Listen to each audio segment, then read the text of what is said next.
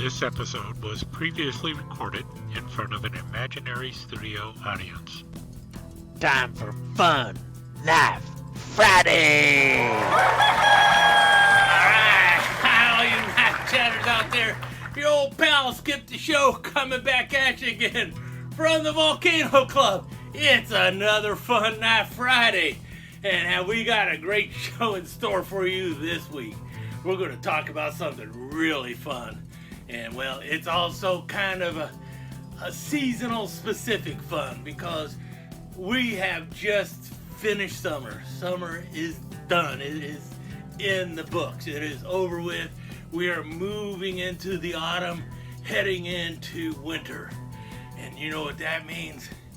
That means, well, for most people, that means boots. Yeah, people are going to start wearing boots again. Well, not your old pal Skip here. But I am winterized. I am ready for winter. I got my flip-flops and I got my yak tracks on my flip-flops, so I can go outside in the winter now and not slip on the ice or anything. So I'm set for winter. Got my yak tracks, but most people in winter, they think boots. And them boots are made for walking. And this one looks like it's been walked in enough. But anyway, you know what goes good with a boot? A boot knife. Now I know you're thinking, what in the world is a boot knife? Well, a lot of you already know what a boot knife is. But really, what a boot knife is a knife you stick in your boot. So, let's say we got our old pal here, the old escort buoy, my Rattling escort buoy. All I have to do is take this knife, stick it right here in this boot, and I got a boot knife. That's all it takes. Stick a knife in a boot and it becomes a boot knife, technically speaking. But yeah, most people, when you hear boot knife, they think of a special kind of knife. And that's kind of a little dainty knife that you end up putting in a boot. And it's a little smaller and it's kind of like a dagger kind of thing. And while we have shown a couple boot knives in the past, I got a new boot knife that just came in. And that's what inspired this whole video. But before we get to that one, let's show you the ones that were there in the past. And we'll start with this one here. This was probably the first knife even shown on a Fun Knife Friday. And this is the High Roller. Oh yeah. And that is like a boot knife and a half. And it's just the perfect size. It's got that little 4.5, 5-inch blade. And look at this one now. Notice that it is flat on one side. It's actually concave. And then it's got the little edge there. Nice little sharp blade. Look at it. And then look at those. Oh man. This has got the gambler in me all over the place. Look at that. All them dice and everything for the handle. And then you got dice on the sheath and playing cards. Yeah, this is what you would expect in one of them movies where somebody pulls a knife out of their boot. This would be the boot knife you would see, the High Roller. And then we got another one. This one here is, this one everyone has seen before. I think this one is like look at that nice leather handle and look at the blade. And that's what you usually think of, double-edged dagger here. And this one here was by a Rough Rider, I think, but it's like 20th anniversary Old Smoky, but got a tiger stripe sheath here.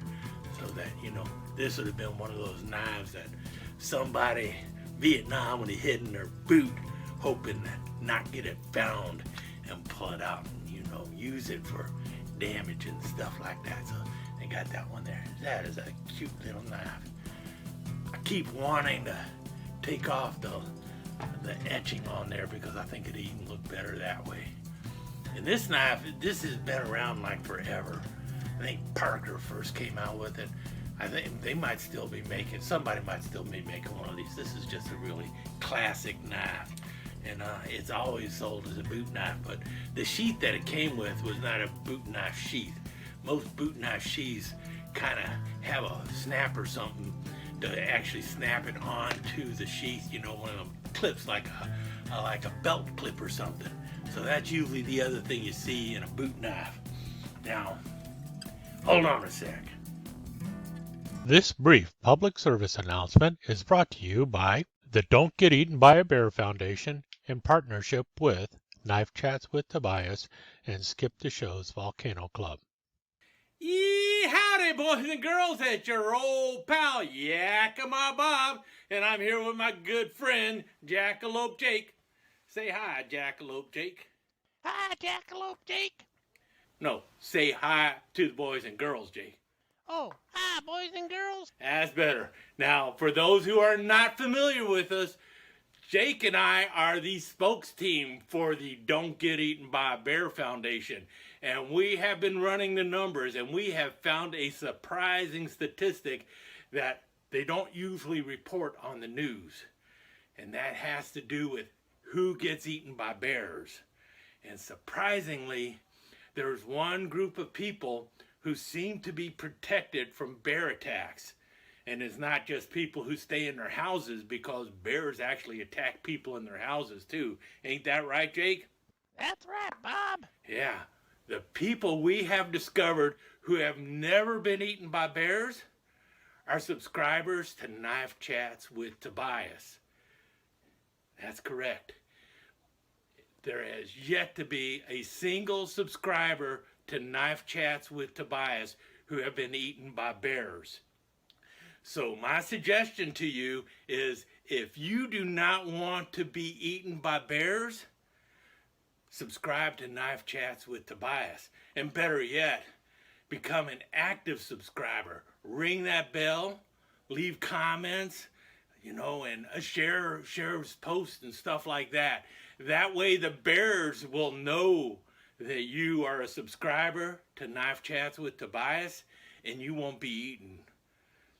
But you know what? If you want to live dangerously, just don't subscribe. But don't come crying to me when you get eaten by a bear because you didn't subscribe to Knife Chats with Tobias. What do you say, Jake? Are you a subscriber? No. Well, you better hurry up and subscribe, Jake. Otherwise, we might not be a spokes team anymore. I might just be a spokesperson. I'm subscribing today, YB. That's what I would do too, Jake. Everybody should subscribe. All right, boys and girls, you've been warned.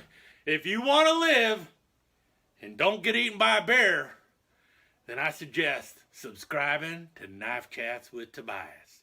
I know I am. Remember, there are bears out there. You don't want to be eaten by one. This has been a brief public service announcement from the Don't Get Eaten by a Bear Foundation. Don't be the yummy in the bear's tummy. Donate today to the Don't Get Eaten by a Bear Foundation. Yeah, I just came back from grabbing a couple other knives that I'm going to show you before I get to this one, which is the knife I was originally going to show you, but organization is not high on my list today. But yeah, one of the other knives I've shown before, this is a boot knife too. This is that Hibbins single shadow. It's kind of a modern take on the V42, and it's got a clip on the back here too, but I can't imagine putting this knife in a boot.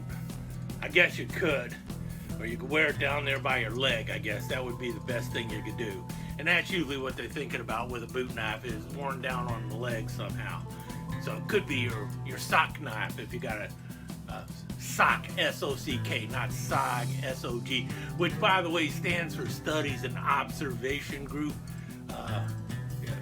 We'll talk about that later. In any case, this is that V42 look-alike made by Gil Hibben called the Single Shadow, and that's supposed to be like a boot knife. It's got a clip there. It doesn't have any kind of loop, but you could also just clip it to your belt. So, either way, but that's kind of big for a boot knife. At least that's what most people think. But then I just showed you could actually put the escort buoy in a boot and call that a boot knife too. But anyway, then another knife I got here. Another knife. Yeah, I got plenty of knives. Where's the other one? Where'd I put it? Ah, here it is. Put it in my pocket. Probably should have checked there first. Got this one here. This is one of my Pakistani specials, but look at that nice olive wood handle, little dagger-like blade. Now this again, it's just it doesn't have the belt clip, but you could easily stick that in your boot. So the only thing that's holding that in place is like friction, You know, it's the friction of the boot being tied to your leg, and when you pull it out, you got this thing, and when you put it back in, you might have an extra hole in your foot, so you got to be careful when you're reinserting it. And that's one of the things you also got to think about with a boot knife, is you want to make sure you put it in the sheath. So when you see a sheath like this, it kind of makes sense, because then you got this, you could remove the strap here, put this down in your boot, you got this protecting your leg, so that when you're putting the knife in, you know, if you miss a little bit, you're not going to be making a new sheath in your leg. So this actually is kind of a smart idea. I know a lot of people more than happy with a sheath like this in the boot, but I think you want to have some of that leg protection there, something flat on this side too, so that when you put that knife in, it doesn't accidentally go into something it shouldn't be going into. Anyway, where was I? Oh, I wanted to show you the new knife from United Cutlery, made in Taiwan, and I think it was called the Black Heart boot knife. See, you got the red patch there with the little black heart there, and then you got this knife up here. You can wear it on your belt if you want to. You see, you got the belt loop, but that also protects your leg in the event that you're actually putting it in a boot or on a boot. And you got a nice snap there, a nice snap. And then we got the knife. And this knife looks like so many other boot knives from the time. And I swear, all these knives were like based off of the Gerber Mark I. And that was the classic boot knife. And that knife was really famous in Vietnam. Remember I mentioned SOG? I think SOG really liked the Mark I and also the Gerber Mark II. Those knives were very popular back in Vietnam, or so I have been told. Now this one, what's interesting here, is you see the handle. That's why I got the name the Black Hearts, because you got this black handle, and then it's got hearts cut in the handle, and it's got a loop up there, so you could actually pass a lanyard through there if you wanted to. And this whole handle is made out of the top quality Taiwanese mystery steel. Yeah, that's right. This is your best mystery steel coming out of Taiwan from back in the probably the 1990s or the early 2000s. A United Cutlery brand knife. And as you can probably tell from the holes, I have a very strong suspicion that this is not a full tang blade. Could be wrong, but considering all them holes, I have a feeling the tang ends somewhere right around here or so. And this has got a nice balance to it too, but yeah, where's the balance? Right about there. That's probably the extent of the tang too, right about the balance point. Really cool little knife, little black handle, and got the sheath that comes with it. And the sheath has this insert in there that is actually held in place by a pin. And the sheath, it's a very hard plastic. Probably the only problem with this knife is, you hear that? They're gonna hear it on you. Either that, or you're gonna be walking around and you're gonna hear this and you're gonna go, oh man, is there a rattlesnake on the floor? Yeah, you're gonna think there's a rattlesnake down there and you're gonna go for your boot knife and look around for the rattlesnake, but probably you'll never find it because it was just your knife rattling and it got quiet. Where did it go? Yeah, I can picture that. Yeah, especially if you've been at the Volcano Club for more than 4 or 5 hours and you've been hitting the bar, you're gonna hear all sorts of things.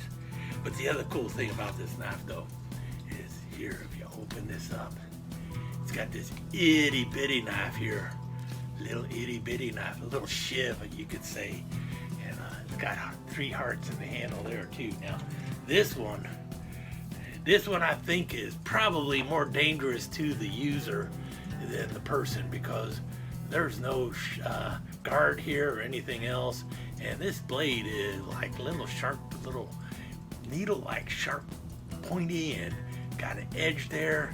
And the only thing that's keeping your finger from slipping up on that blade is that little bump in the handle right there, or the little groove in the handle. You place your finger there and you jab, jab, jab, jab, jab, jab. You know, this is really like good for getting the olives out of a jar or something like that. I think that's what this is really for, just getting olives out of the jar. And you see there, it's got the hearts on there, and it got the heart on the sheath and everything. And I know some of you are out there going, I'd never carry something like that. That's just not manly. I need something manly. It's like, well, you know what? Maybe you're not man enough to carry a knife with hearts on it, and maybe you need to do something else. But you know what? Even if that is the case, say you like the knife, you really like that knife, but you're not crazy about the hearts in the handle. I can dig it. I can dig that to a degree. Man, oh yeah, that's got an edge. This has got an edge. So I'll get back in a sec. The thing with this one here, this one doesn't got an edge.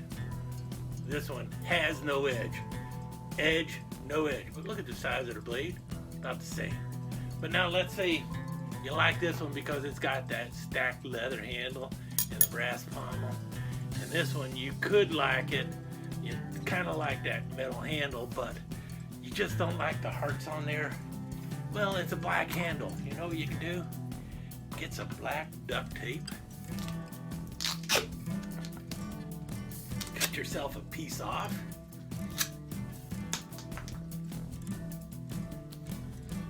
Just like that, your black heart knife is a heartless knife. And it's a little grippy too. Man, that feels good in the hand. Yeah, you are now ready for winter. You are ready for boot weather because you got yourself a boot knife. Yeah.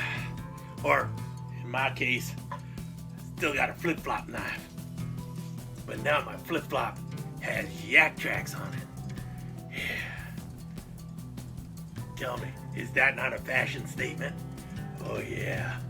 I'm going to be the hit of the winter. Skip out.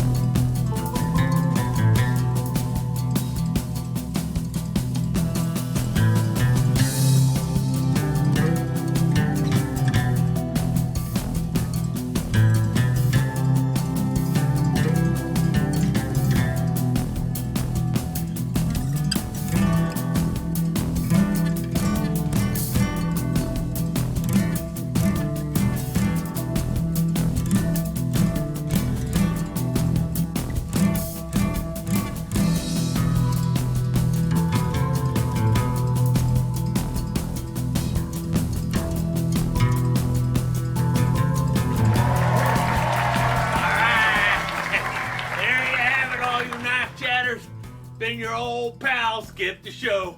Another fun knife Friday in the books. Remember, if your knife's not fun, you're doing it wrong. Skip out. If your knife's not fun, you're doing it wrong, and Skip out are registered trademarks of Skip the Show Enterprises. This has been a Cat Production presentation. All rights reserved.